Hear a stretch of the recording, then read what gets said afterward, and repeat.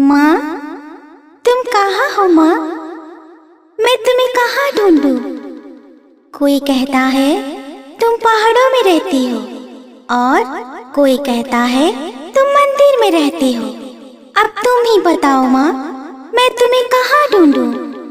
कैसे अपनी दिल की बात बताऊं माँ? मैं तुम्हें खत भी तो नहीं लिख सकती, क्योंकि मुझे तो तुम्हारा पता ही नहीं मालूम।